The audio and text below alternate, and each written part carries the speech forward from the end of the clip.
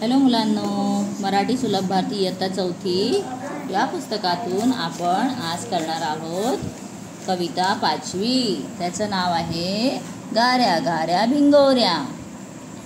ऐका व म्हणा। टप टप पडती गार, टप टप टप टप पडती गारा, डबल बोलायचं आहे।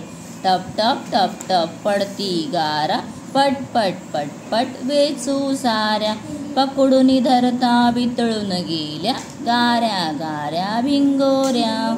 तर तुम्ही गारा पाहिलेले असेल, जर गावी जर तुम्ही जाता तर त्यावेळेला पाऊस आला तर पावसाबरोबर बर्फाचे छोटे छोटे तुकडे पडतात, त्यांना काय म्हणतो आपण? गारा। ते गोल गोल असतात, पाय ते पडताना दाखवलेले पण आहेत।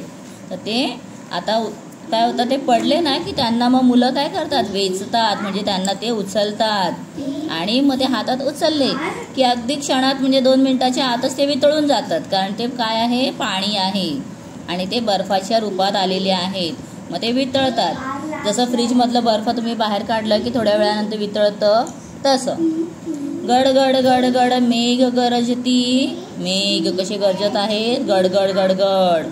चम चम चम चम विजा चमकती। विजा कशा चमकत आहे? Chamcham. Thuy Thuy Thuy Thuy मोर नाचती। गाऱ्या गाऱ्या भिंगोऱ्या। थड थड थड थड थंडी वाजते, हाक आईची ऐकू येते। घरात जाऊन स्वच्छ होऊया, गाऱ्या गाऱ्या भिंगोऱ्या।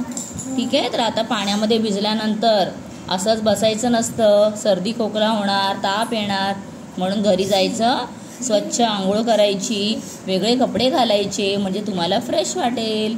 चला आता शब्दार्थ पाहूयात। मेघ ढग, गाऱ्या गाऱ्या भिंगोऱ्या म्हणजे पावसात भिजत गोल गोल फिरण्याचा मुलांचा खेळ। गोल गोल फिरायचं, हे बघा इथे हिने हात केलेले आहेत गोल गोल फिरायला। आता उत्तरे सांगा। कविता कशाबद्दल आहे? तर कविता ही गाऱ्यांबद्दल आहे। ही कविता कोण म्हणत असेल? ही कविता मुलं म्हणत असतील, आई तर म्हणणार नाही ना, मुलं म्हणत असतील। जेव्हा ते वेचत आहे, तिथे पडलेले सगळे गारा वेचतात त्यावेळेला। विजा चमकतात तेव्हा तुम्हाला काय वाटते? विजा चमकतात त्यावेळेला आपण घाबरतो ना काही वेळेला, म्हणजे काय होतं? आपण काय होतो? घाबरतो। विजा चमकतात तेव्हा आम्हाला भीती वाटते, मग तुम्हालाच्या बदली काय लिहायचं? आम्हाला। कोण ते सांगा। टप टप पडणाऱ्या गारा, गडगड गरजणारे कोण आहेत? ढग।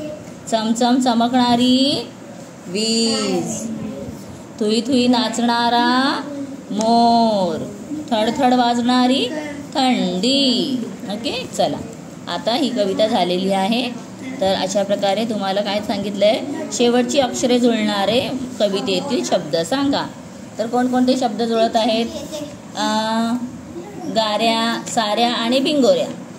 त्यानंतर गरजती, चमकती, नाचती। त्यानंतर वाजते, येते, बघा ते। आणि काय दिलं आहे वेगळं? चमचम चमचम, हे पण आहेत। थुई थुई थुई थुई, म्हणजे काय होतं आहे त्याच्यामध्ये?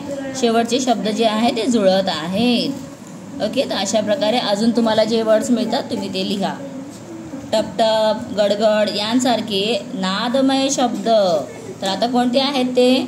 थडथड, थुई थुई, चमचम, गडगड, पटपट आणि टप टप। ओके, हे सगळे नादमय शब्द आहेत जे डबल बोलले जातात। तोंडी काम, गारा हातात घेतल्यानंतर वितळून का जातात याविषयी चर्चा करा, कारण ते पाण्याने बनलेले असतात आणि मग जमिनीवर आल्यानंतर ते काय होतात? पाण्यामध्ये म्हणजे ते पाणी होतं त्याचं, ते वितळतात आणि मग पाणी होतं त्यांचं। अभिनय करा। ओके, गारा वेचणे हे तुम्हाला ॲक्टिंग करायची आहे अशी। ओके, ते क्लासमध्ये मग तुमची मस्त एकदम टीचर छान असं सगळं ॲक्टिंग करून घेईल। ठीक आहे मुलांना, चला तर अशा प्रकारे कविता झालेली आहे आणि पुढच्या आपण व्हिडिओमध्ये पुढचं पाहूया। तोपर्यंत मस्त एकदम स्टडी करा आणि नवीन असाल चॅनलमध्ये तर सबस्क्राईब करा। Bye bye.